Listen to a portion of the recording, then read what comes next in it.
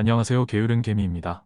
제가 꾸준하게 중개형 ISA와 연금저축펀드, 그리고 IRP에 대해서 중요성을 강조해 왔는데요. 오늘은 이 셋 중 마지막으로 IRP에 대해 총정리를 해보고자 합니다. 우선 IRP에는 성격이 다른 두 개의 자금이 같이 들어갈 수 있다는 점을 이해하고 넘어가셔야 합니다. 그렇지 않으면 뒤에 내용이 계속 헷갈리실 수 있습니다. IRP에는 우리가 매년 세액공제를 받기 위해 300만 원씩 납입하는 성격의 자금이 있고 퇴직금 성격의 자금이 있습니다. 저는 일단 개인적으로 매년 납입하는 성격의 자금에 대해서 먼저 말씀드리고 뒷부분에서 퇴직금에 대해서 말씀드리도록 하겠습니다. IRP 계좌는 근로자, 개인사업자, 공무원, 군인, 교직원 등과 같이 소득이 있는 사람이라면 만들 수 있습니다. 소득이 없어도 누구나 만들 수 있는 연금저축펀드와 차이가 있는 것입니다. 연간 납입 한도는 최대 1,800만 원입니다. 이 한도는 연금저축펀드와 나누어 쓰기 때문에 연금저축펀드에 900만 원을 넣었다면 IRP로는 900만 원만 넣을 수 있습니다. 일반적으로는 IRP에 300만 원을 납입하고 연금저축펀드에 600만 원을 넣어서 세액공제 한도를 맞추는 경우가 있고 여유가 있는 경우에는 연금저축펀드를 1,500만 원을 넣어서 납입 한도인 1,800만 원을 채우게 됩니다. 저도 매년 이렇게 1,800만 원을 납입할 계획을 가지고 있습니다. IRP에는 연금저축펀드와 다르게 계좌관리 수수료가 있습니다. 은행과 보험사에서는 0.2% 내외로 수수료를 부과하는 반면 증권사의 경우는 무료인 곳이 많습니다. 증권사 중 무료가 아닌 곳은 신영증권, 미래에셋증권, 현대차증권, 하이투자증권, 대신증권으로 조회가 됩니다. 제가 주식으로 보유한 종목이 4곳이 낚여 있네요. 제가 보유한 종목이 수익을 챙기니 좋아해야 하는데 이런 증권사에 가입하는 건 피하라고 말해야 하니 아이러니하네요. 제 영상을 보시는 분들만은 수수료 없는 증권사를 선택하시기 바랍니다. 수수료가 무료인 곳은 KB증권, 삼성증권, 하나투자증권, NH투자증권, 하나증권, 유한타증권, 한국투자증권, 한국포스증권, 신한투자증권으로 조회되네요. 요즘 같은 시대에 계좌 관리 수수료를 받는다는 건 좀 아니지 않나 싶네요. IRP 계좌는 증권사별로 한 개씩 개설이 가능합니다. 두 개의 계좌를 만드시려면 두 곳의 증권사에 개설하시면 됩니다. 한 증권사에 여러 개 만들 수 있는 연금저축펀드와 차이가 있습니다. 계좌 개설은 앱을 통해서 10분이면 개설이 가능하니 앱을 통해서 개설하시기 바랍니다. 간혹 방문하여 계좌를 만들 경우 수수료가 올라가는 경우가 있으니 주의하시기 바랍니다. IRP를 가입하는 가장 큰 이유는 바로 세액공제 때문일 것입니다. 계좌에 돈만 입금하면 그 금액의 16.5%를 바로 돌려주니까요. 연금저축펀드와 IRP는 합해서 900만 원까지 세액공제가 가능한데 연금저축펀드가 좀 더 활용에 유연하기 때문에 연금저축펀드 한도인 600만 원까지 납입하고 IRP에 300만 원을 납입하면 됩니다. 총급여 5,500만 원 이하인 경우라면 16.5%의 세액공제를 받을 수 있습니다. 계산해보면 내가 연금 계좌에 매년 900만 원을 납입하기만 하면 그 다음 해의 연말정산을 통해 148만 5천 원을 돌려받게 되는 것입니다. 나중에 연금으로 탈 때에는 5.5% 이하의 적은 세금만 내면 되니 굉장히 큰 이득입니다. 게다가 돌려받은 세액공제 금액은 평생 동안 내가 불려갈 수 있습니다. 총 급여가 5,500만 원이 넘는 경우라면 13.2%의 세액공제를 받을 수 있습니다. IRP 계좌로는 예금, ETF, 펀드, 리츠 등 다양한 상품을 매수할 수 있습니다. 특히 배당 투자자들이 좋아하는 종목 중 하나인 맥쿼리 인프라도 매수할 수 있습니다. 반면 개별 주식은 매수할 수 없으며 해외 ETF나 레버리지, 인버스도 매수가 불가합니다. 다만 국내에 상장된 해외 주식 ETF는 매수가 가능합니다. IRP 계좌에는 안전자산을 30% 이상 보유해야 합니다. 안전자산이 30%가 되지 않는 경우 더 이상 ETF 같은 상품을 매수할 수가 없습니다. 보통은 저축은행 예금을 드는 경우가 많은데 저는 코덱스 TRF3070을 추천합니다. 안전자산 부분도 최대한 주식으로 담고 싶기 때문입니다. 개인적으로는 액티브처럼 사람 손을 거치는 상품을 좋아하지 않지만 코덱스 TDF2050 액티브도 최근에 많은 사람들이 좋아하는 상품입니다. 이런 상품들은 초반에는 주식 비중을 높게 가져가다가 뒤에 숫자, 즉 2050년경에 맞춰서 주식과 채권 비중을 알아서 조절해가는 상품입니다. 참고로 아래랑 상품은 나온 지는 얼마 되진 않았지만 수수료가 더 저렴한 상품이 많은 듯 보입니다. 개인적으로는 대부분 연금저축펀드로 운영하고 IRP는 매년 300만 원만 납입할 예정인데 안전자산은 그중 30%인 100만 원 정도밖에 되지 않기 때문에 깊은 고민보다는 코덱스 TRF3070을 계속해서 매수해 나갈 계획입니다. 참고로 맥쿼리 인프라를 매수한 경우라면 유상증자가 있을 때 안전자산 비율이 낮아서 유상증자에 참여를 못하는 경우가 있으니 안전자산 비중을 좀 더 높게 유지하고 계실 필요가 있겠습니다. IRP 납입금을 연금으로 수령할 때에는 낮은 세율의 연금소득세만 납부하면 됩니다. 55세부터 69세까지는 5.5%, 70세부터 79세까지는 4.4%, 80세부터는 3.3%의 연금소득세가 부과됩니다. 이때 세액공제 받은 원금과 수익금에 대해서만 과세가 되고 세액공제 받지 않은 추가 납입금이 있다면 세금도 내지 않습니다. 단, 세액공제 받지 않은 추가 납입금이라 하더라도 IRP 계좌의 성격상 중도 인출은 불가능합니다. 그런 면에서도 매년 1,800만 원을 채울 경우라면 연금저축펀드에 납입하는 게 낫습니다. 한번 연금으로 수령하기 시작한 계좌는 추가 납부가 불가능합니다. 이때에는 여러 계좌를 운영하면서 연금 수령하지 않은 계좌를 통해 납입을 계속할 수 있습니다.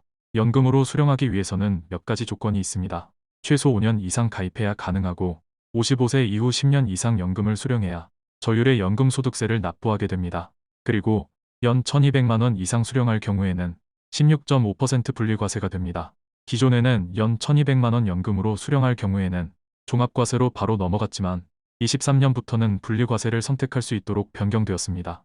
55세 이후 다른 소득이 많은 분들에게는 매우 큰 희소식일 것으로 보입니다. 말씀드린 것처럼 IRP를 통해 연금으로 수령하게 되면 1년에 1억을 받아도 분리과세로 종합소득에 합산되지 않습니다.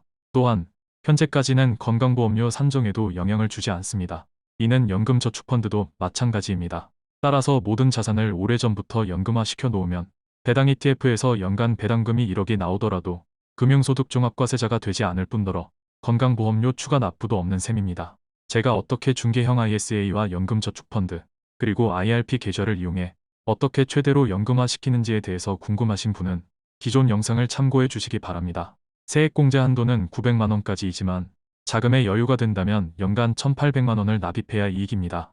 추가 납입할 때의 가장 큰 장점은 과세이연 복리 효과, 즉 세금을 내지 않고 파이를 키워놓고 나중에 낸다는 점이고 이 또한 3.3%에서 5.5% 사이의 낮은 세율로 낸다는 점입니다. 중간에 사정이 생겨서 중도 인출을 해야 하는 경우 IRP는 중도 인출이 불가능하고 중도 해지를 해야 합니다. 중도 해지할 경우에는 세액공제 받은 원금과 수익금에 대해 16.5%의 기타 소득세를 납부해야 합니다.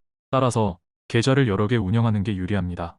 일부 자금이 필요할 경우 계좌 한 개만 해지하면 되기 때문입니다. 예외적으로 중도 인출이 가능한 경우가 있습니다. 보시는 것처럼 다양한 중도 인출 가능 사유가 있으며 연금저축펀드가 IRP보다 비교적 유연한 편입니다. 각각의 사유마다 적용 세율이 다르니 자세한 내용은 위 내용을 참고해 주시기 바랍니다. 만약 연금 수령 중 사망할 경우에는 배우자에게 그대로 승계가 가능하며 이 경우 낮은 연금소득세로 계속해서 받을 수 있으니 자산이 많은 경우라면 상속세 부담도 덜 수 있습니다. 중도 해지를 하게 되면 16.5%의 기타 소득세를 납부해야 합니다.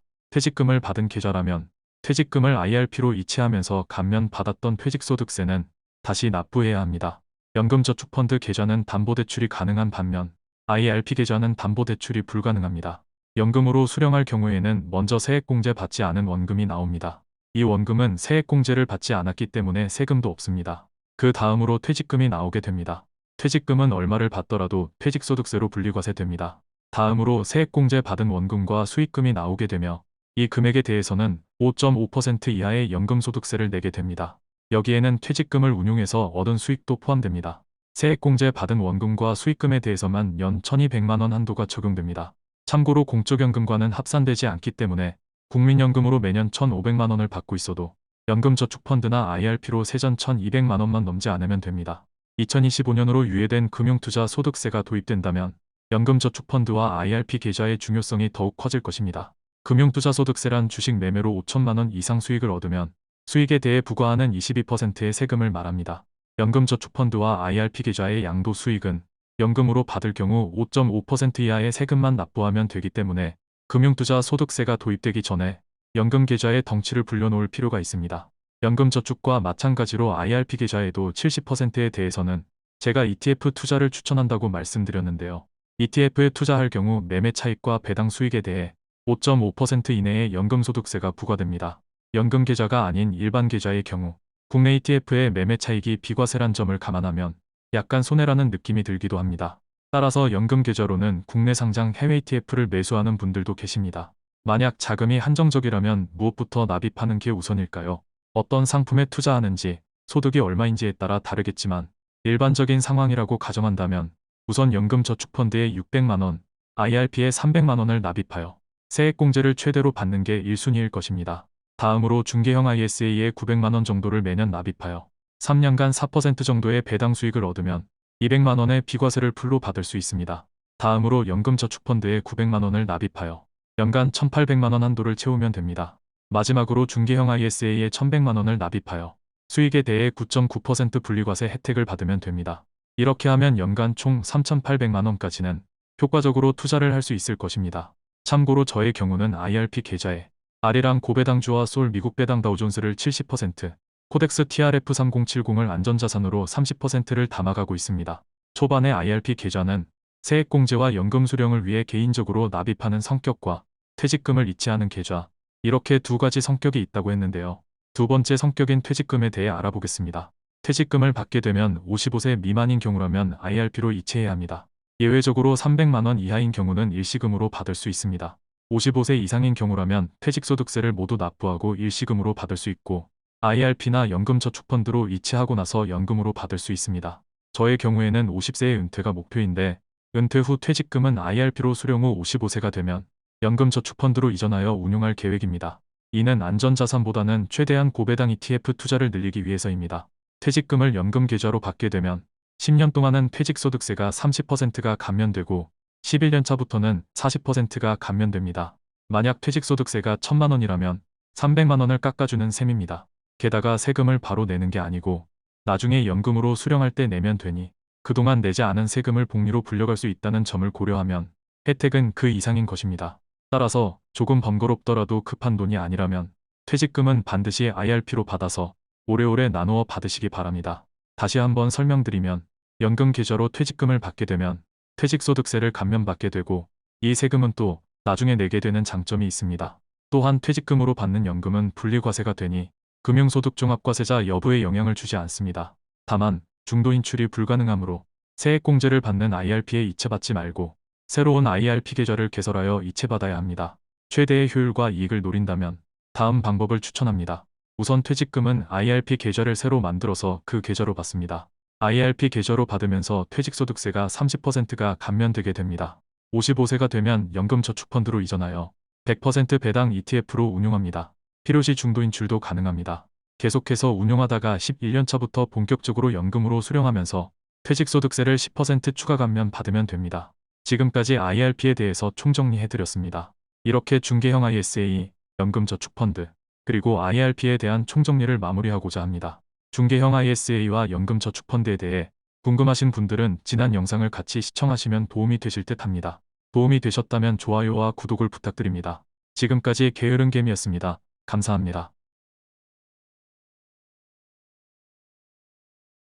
안녕하세요, 게으른개미입니다. 오늘은 기초연금에 대해 이야기하려 합니다. 썸네일에서도 보실 수 있듯이 기초연금은 생각보다 많은 분들이 받을 수 있습니다. 매월 500만원의 수익이 있고 내 집을 보유하고 있어도 탈 수 있습니다. 기초연금 대상자인데도 신청을 하지 않아 받지 않는 경우가 20만 명에 이른다고 하는데요. 매달 부부 합계 51만 7천원의 기초연금을 탈 수 있는데도 내가 이 정도 소득과 재산이 있으니 당연히 탈 수 없을 것이라고 판단한 경우가 많지 않을까 하는 생각이 듭니다. 기초연금 수령 대상자는 어떻게 판단하는 걸까요? 사례를 들어서 빠르게 설명드려 보겠습니다. 기초연금 대상자 선정 기준에 대해 전체를 설명하지는 않겠습니다. 대략적으로 이런 식으로 계산된다는 점만 보시기 바랍니다. 우리 부모님 정도면 당연히 되시겠구나. 더 알아봐야겠다는 생각이 들었다면 이 영상의 목표를 달성했다고 생각합니다. 여기 68세와 66세 부부가 있습니다. 두 분 다 아직은 경제활동을 하시고 계시고 각각 200만원의 급여를 받으시고 있습니다. 그리고 국민연금으로 90만원을 받고 있고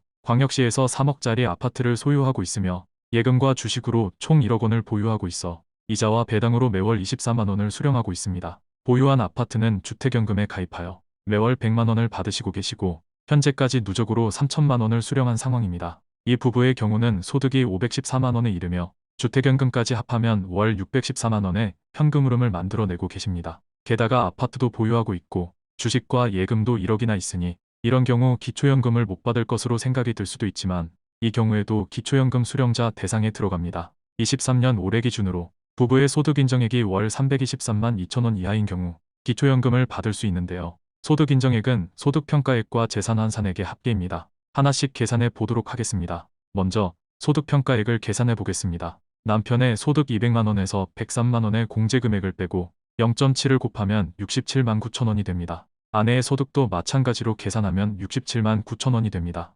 공제금액도 크고 70%만 인정하는 이유는 근로를 장려하기 위해서입니다. 국민연금 90만 원은 그대로 합산되고 이자와 배당소득은 월 4만 원이 공제되어 20만 원이 됩니다. 이렇게 계산해 보면 소득평가액은 245만 8천 원입니다. 다음은 재산환산액입니다. 아파트 3억에서 광역시 공제금액인 1억 3,500만 원을 빼면 1억 6,500만 원이 됩니다. 예금과 주식 1억에서 공제금액 2천만 원을 빼면 8천만 원이 됩니다. 그리고 주택연금은 현재까지 3천만 원을 받았기 때문에 주택을 3천만 원어치 팔아서 썼다고 가정하게 됩니다. 그렇게 부채로 계산된 3천만 원을 빼줘야 합니다. 그러면 총 2억 1,500만 원이 되고 여기에 4%를 곱하고 12개월로 나누면 월 71만 7천 원이 재산환산액이 됩니다. 소득평가액과 재산환산액을 합산하면 총 317만 5천 원이 됩니다. 이 금액이 하위 70%에 해당하는 기준금액인 323만 2천 원보다 작기 때문에 이 부분은 기초연금 수령 대상자가 되는 것입니다. 참고로 아파트 공시지가 조회는 인터넷으로 국토교통부 부동산 공시가격 알림이에 접속하시면 로그인 절차 없이 주소만으로 1분 만에 조회가 가능합니다. 아직도 우리나라의 기초연금 수급 대상자가 되는데도 기초연금을 신청하지 않은 미수급자가 20만 명이 넘는다고 합니다. 분명히 여러분 주위에도 있을 수 있습니다. 여러분 부모님, 조부모님 또는 친척, 주위 어르신 등 도움을 드리고 싶으신 분이 계시다면 한 번쯤 주위를 둘러보시고 찾아서 도와주시면 어떨까요? 이 영상을 통해 매월 51만 원의 효도를 하실 수 있게 됐다는 구독자분이 나타나기를 기다리며 오늘은 이것으로 영상을 마치겠습니다. 지금까지 게으른개미였습니다. 좋아요와 구독을 누르시면 부자 됩니다. 안녕하세요. 게으른개미입니다. 오늘은 지금까지 반복해서 제가 강조해온 내용을 총정리해드리고자 합니다. 고민의 출발은 바로 이것입니다. 노후에 안정적으로 배당을 받으면서 생활하고 싶은데 그렇게 하기엔 부담되는 점이 하나 있으니 그것은 바로 금융소득종합과세의 건강보험료까지 만만치 않은 세금이 뒤따른다는 점이죠. 자, 지금부터 세금 걱정 없이 노후의 배당으로 생활하기 위한 노하우를 빠르게 요약해드리겠습니다. 개미군은 평생 동안 열심히 배당 투자를 한 결과 은퇴 시점에 20억에 달하는 배당 ETF를 보유하게 되었습니다. 그리고 배당 ETF를 통해서 매년 8천만 원의 배당 소득을 얻게 되었습니다.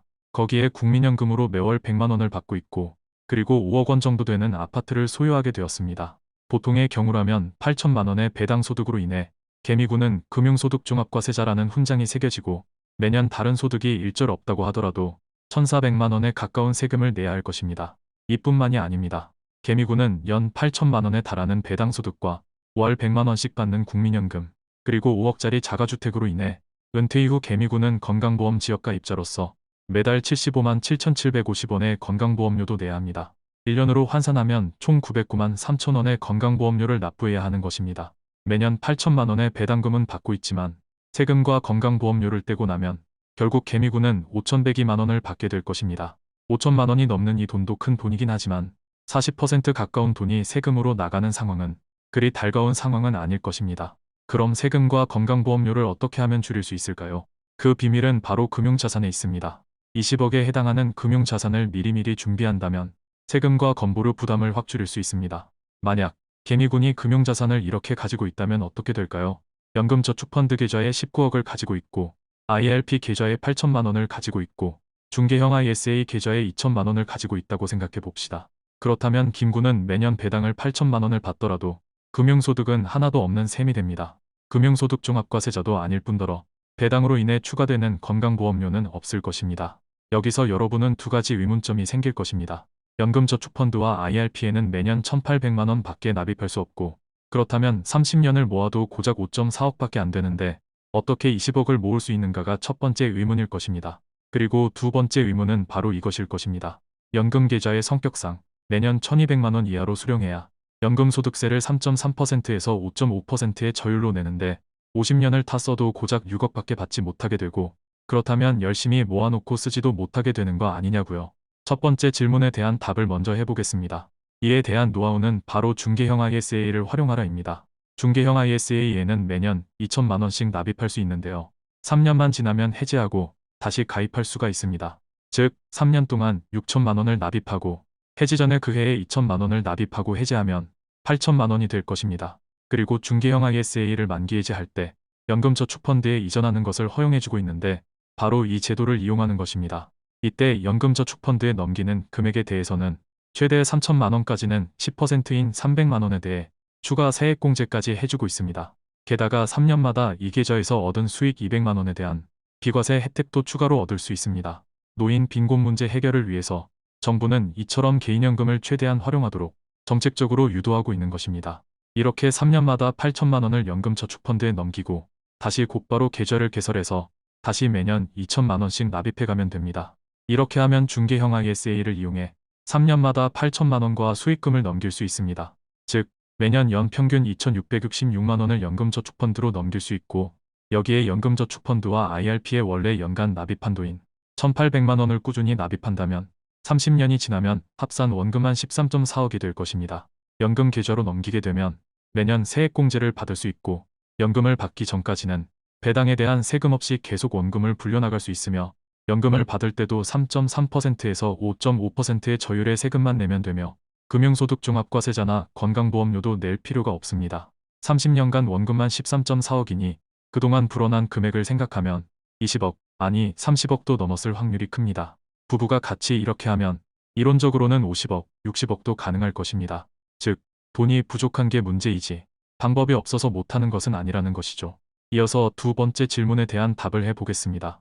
개미군이 30년에 걸쳐 납입한 원금 13.4억은 다음과 같이 나누어 볼 수 있습니다.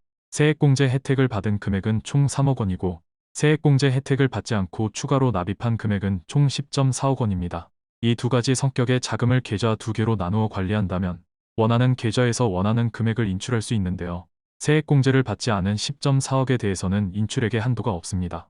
즉, 매년 5천만 원씩 인출을 하더라도 세금은 하나도 없습니다.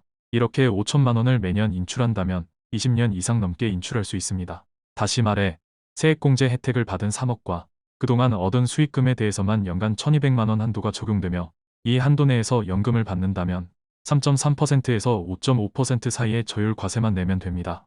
이 정도면 충분한 노후 생활이 되지 않을까요?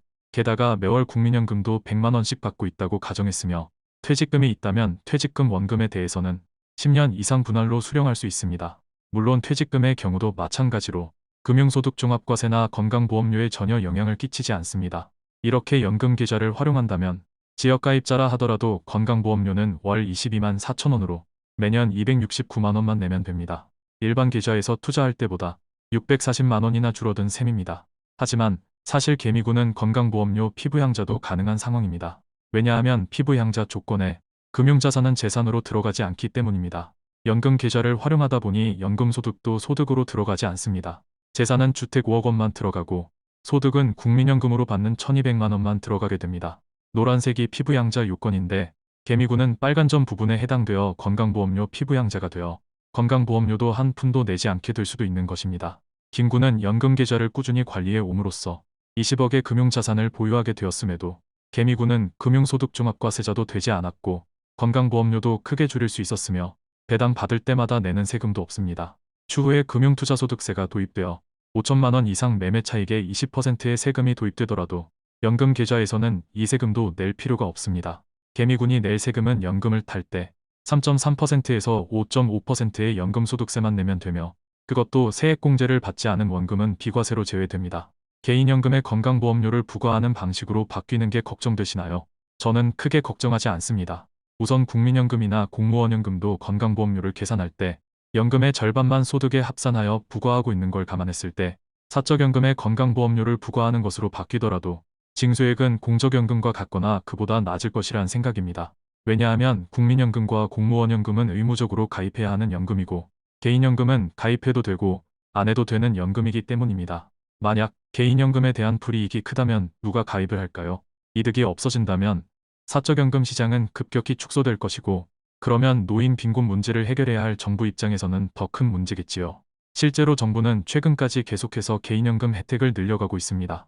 올해부터는 세액공제 한도도 700만 원에서 900만 원으로 늘려주었고, 1,200만 원 넘는 개인연금을 받을 때에도 작년까지는 무조건 종합과세로 넘어갔었는데 올해부터는 분리과세를 선택할 수 있도록 개정되었습니다. 또한 국민연금이나 공무원연금과 같은 수준으로 건강보험료를 부과하더라도 30년 동안 연금 계좌를 굴려서 얻은 과세 이연 효과와 세액공제 효과를 고려하면 혜택이 훨씬 클 것입니다. 과세이연과 세액공제의 복리 효과가 얼마나 큰지에 대해서는 제가 이전에 올린 시뮬레이션 영상을 한번 보시길 추천드립니다. 여러분 중에는 분명 이런 생각을 하시고 계신 분이 계실 것입니다. 개별 종목으로 돈을 더 많이 벌 수 있는데 배당 ETF는 수익률이 낮은 것 아닌가 하는 의문이죠. 하지만 제 생각은 이렇습니다. 고배당주 ETF만 꾸준히 매수해 왔다면 장기적으로 여러분은 개인 투자자 중 상위 30% 이상의 성적을 거두었고 앞으로도 상위 30% 안에 들 거라고 확신합니다. 끝으로 주의사항 하나만 말씀드리겠습니다. 여러분이 연금 계좌에 꾸준히 돈을 불려갈 때에는 목돈이 잠길 수 있다는 점은 반드시 고려해야 합니다. 세액공제 받지 않은 원금은 언제든 비상금처럼 꺼내 쓸 수 있지만 나머지 돈은 55세까지 묶인다는 점을 반드시 주의하시기 바랍니다. 지금까지 여러분이 제 영상을 보시고 저와 비슷한 길을 가고 싶은데 너무 어렵고 잘 이해가 되지 않는 부분이 많다면 이 순서로 제 영상을 보시기 바랍니다. 우선은 연금저축펀드, IRP, 그리고 중개형 ISA에 대해 공부하는 게 기본이고 이어서 이를 어떻게 운영하는지에 대한 영상을 보시기 바랍니다. 그리고 마지막으로 실제 예시로서 게으른 개미는 구체적으로 어떻게 실행 중이고 계획 중인지 이 영상들을 보시면 도움이 되실 거라 확신합니다. 경제적 자유를 향한 여정에 같이 하고 싶으신 분은 언제든 환영합니다. 지금까지 게으른 개미였습니다. 구독과 좋아요를 누르시면 부자 됩니다. 안녕하세요. 게으른 개미입니다. 23년 2월 3주차 보고서입니다. 2월은 현재까지 코스피는 1.1%가 상승하였고 코스닥은 4.7%가 상승하였으며 제 계좌는 0.6%가 상승하였습니다. 23년 연간으로는 현재까지 코스피는 9.6%가 상승하였고 코스닥은 14.2%가 상승하였으며 제 계좌는 2.5%가 상승하였습니다. 20년 이후 보고서를 작성하기 시작한 이후 누적으로는 코스피는 14.4%가 상승하였고 코스닥은 15.3%가 상승하였으며 제 계좌는 66.2%가 상승하였습니다. 다음은 월별 누적 실적입니다. 1월에는 1130만원의 수익을 달성하였고 2월에는 현재까지 257만원의 수익을 달성 중으로 23년 현재까지 총 1387만원의 수익 중으로 전체 누적으로는 1억 8467만원의 수익을 기록하고 있습니다. 다음은 현재 보유 종목 현황입니다. 이번 주에도 여러 종목들의 다양한 뉴스가 있었습니다. 우선 트러스톤 자산운용이 BYC에 대해 본격적인 선전포고를 진행하였습니다. 트러스톤 자산운용은 현재 BYC의 2대 주주인데 주주들에게 보내는 서한이라는 제목으로 72페이지에 달하는 분석 자료를 배포한 것입니다. 내용을 요약하자면 이런 내용입니다. BYC는 보유한 건물과 토지 등 부동산의 가치가 2조에 이르는데 시가총액이 3천억도 안 되는 매우 저평가 상태이다. 그 이유는 부동산을 비효율적으로 굴려서 이익이 제대로 나지 않는 게 첫 번째 이유이고 두 번째는 3세에게 이익을 몰아주는 방식으로 부당 내부거래의 정황이 의심된다는 내용입니다. 세 번째 이유는 주주환원이 너무 낮으며 네 번째 이유는 지나치게 낮은 유동성 때문이다. 그러니 본인들이 추천하는 감사위원을 선임하고 부동산은 매각 또는 리츠화하고 자사주를 매입 후 소각하라. 그리고 주당 17,500원을 배당하고 10대 1로 주식을 분할하라. 배임과 횡령 의혹에 대한 설명이 제대로 없을 경우 필요한 법적 조치 진행을 고려하겠다. 요약하자면 이런 내용입니다. 저도 BYC를 8년 넘게 보유했는데 그간 BYC가 주주들을 어떻게 대해 왔는지를 생각하면 코리아 디스카운트의 원인이 되는 전형적인 사례라고 할 수 있을 듯합니다. 주총을 앞두고 앞으로 어떤 흐름을 보여줄지 흥미로울 듯합니다. 이번 주에는 일반 계좌의 주식들을 조금씩 매도해서 현금화한 후 ISA 계좌에 보내서 다시 매수해 나가고 있습니다. 거의 종목과 수량은 그대로 유지해 나가고 있습니다. 와이프와 제 계좌 각각 2천만원씩 4천만원을 보낼 예정인데 대략 절반 정도 진행한 상황입니다. 다음은 예상 배당금 현황입니다. 현재 투자한 원금은 2억 8,120만원이고 평가금은 4억 6,587만원입니다. 몇몇 종목의 배당금을 삭감하면서 예상 배당금도 전년 말 예상치보다 약간 줄어든 세후 3,193만원이 예상되고 있습니다. 지금까지 게으른 개미였습니다. 좋아요와 구독을 누르시면 부자 됩니다. 안녕하세요. 게으른 개미입니다. 23년 2월 4주차 보고서를 말씀드리겠습니다. 2월 현재까지 코스피는 0.1%가 하락하였고 코스닥은 5.2%가 상승하였으며 제 계좌는 1.9%가 상승하였습니다. 23년 연간 기준으로는 현재까지 코스피는 8.4%, 코스닥은 14.7%가 상승하였으며 제 계좌는 4.4%가 상승하였습니다. 투자 보고서를 작성하기 시작한 20년 이후 실적을 보면 코스피는 14.4%가 상승하였고 코스닥은 21.2%가 상승하였으며 제 계좌는 67.8%가 상승하였습니다. 다음은 월별 누적 수익 현황입니다.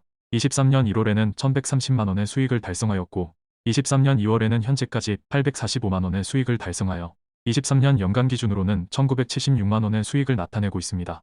누적으로는 1억 9,055만원의 수익을 달성하고 있습니다. 다음은 보유 종목 현황입니다. 이번 주에는 거래는 없었습니다. 한 주 동안 금호석유와 BYC가 꾸준히 상승해 주었는데 제가 보유하고 있는 우선주는 본주보다 상승폭이 작아서 괴리율이 점점 벌어지고 있는 모습입니다. 금호석유 우선주는 본주 대비 거의 반값까지 내려온 상황이고 BYC 우선주의 경우는 본주 대비 3분의 1 가격밖에 되지 않은 상황입니다. 배당주의 경우에는 보통 우선주와 본주의 가격이 벌어지지 않는데 금호석유 상황은 좀 예외적이라고 볼 수 있을 듯 합니다. 만약 올해 금호석유의 배당금을 6천원 정도로 가정한다면 시가 배당률은 현재 7.4% 정도가 될 예정입니다. BYC의 경우는 더 심각해 보입니다. 최근 한석범 회장은 캐나다인인 재벌 3세인 한승우에게 100억 원대의 주식을 증여하였는데요. 주가가 계속해서 올라가면서 증여세도 계속해서 올라가고 있습니다.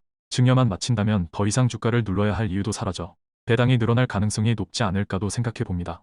만약 BYC가 배당을 큰 폭으로 올려 고배당주의 이름을 올린다면 현재 본주의 3분의 1 가격밖에 안 되는 우선주가 더 많은 수혜를 받을 것으로 보입니다. 만약 본주의 배당률이 4% 정도로 상향된다면 우선주의 배당률은 12%에 이를 것이기 때문입니다. 그런데 지금 BYC 일가 입장에서는 이게 문제가 아닙니다. 현재 BYC 일가는 온 가족이 구속될지도 모르는 상황입니다. 트러스톤 자산운용의 자료를 보면 배임과 횡령이 의심되는 사례가 한두 개가 아니기 때문입니다. 자칫 주인이 없어지는 기업이 될 수도 있다는 생각입니다. 그렇게 된다면 부동산 자산만 2조 원인 BYC의 주가는 어떻게 될까요? 아마 텐베거가 가능할 수도 있을 것입니다. 10년 넘는 기간 동안 주주들을 힘들게 한 걸 생각하면 이 정도 보상은 뒤따라야 하지 않을까 생각합니다. 참고로 경영권을 물려받는 캐나다인인 한승우는 주식 담당자의 실수로 최근까지 국적을 대한민국으로 잘못 기재해왔다고 하네요. 아무튼 BYC를 보유한 주주 입장에서는 앞으로의 상황이 어떻게 전개가 될지 굉장히 궁금하네요. 개인적으로는 앞으로 주가가 꼭 폭등해서 상속세도 많이 내시고 개인 주주들도 그동안 고통받은 것 다 잊을 수 있도록 큰 수익을 안겨주었으면 좋겠습니다. 다음은 현재까지 원금과 평가금 현황입니다. 현재 원금은 2억 8,100만원까지 늘어난 상황입니다. 평가금은 4억 7,200만원 수준입니다. 배당금이 본격적으로 입금되면 다시 5억을 터치할 수 있지 않을까 기대하고 있습니다. 지금까지 게으른개미였습니다. 좋아요와 구독을 누르시면 부자 됩니다. 안녕하세요. 게으른개미입니다. 23년 2월 말 보고서입니다. 2월 한 달간 코스피는 0.5%가 하락하였고 코스닥은 6.9%가 상승하였으며 제 계좌는 1.4%가 상승하였습니다.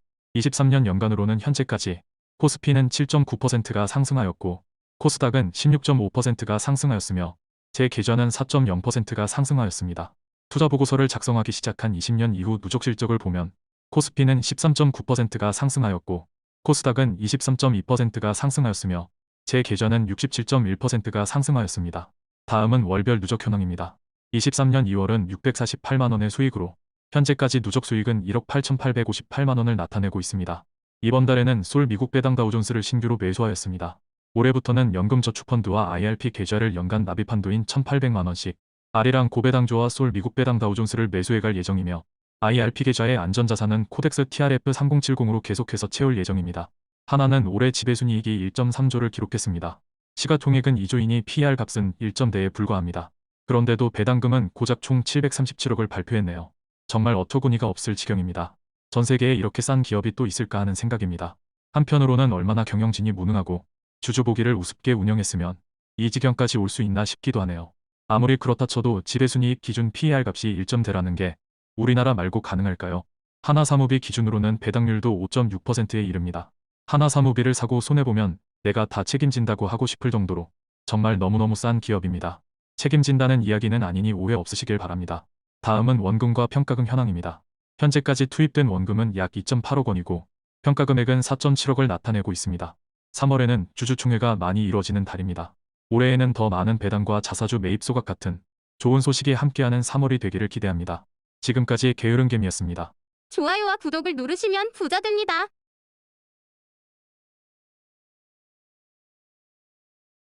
안녕하세요. 게으른개미입니다. 23년 3월 1주차 보고서입니다. 거래일 기준으로 이틀밖에 지나지 않은 3월 현재까지 코스피는 0.8%가 상승하였고 코스닥은 1.4%가 상승하였으며 제 계좌는 0.8%가 상승하였습니다. 23년 연간 기준으로는 현재까지 코스피는 8.7%, 코스닥은 18.1%, 제 계좌는 4.8%가 상승하였습니다.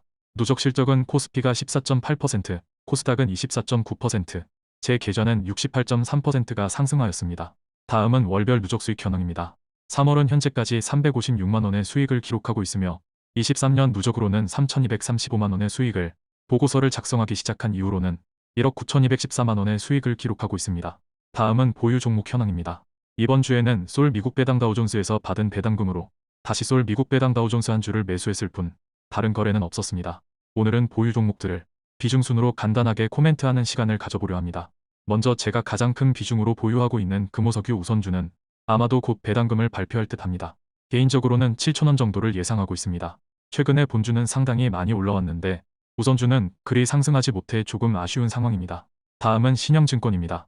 고배당주이면서 시총만큼의 부동산을 보유한 부동산 자산주인데 3월 결산이다 보니 3월 말까지 매수하면 배당금을 지급받을 수 있습니다. 다음은 대신증권 우선주입니다. 대신증권 우선주는 대표가 이미 올해 적어도 배당금은 1,200원 이상 주겠다라고 약속한 상태입니다.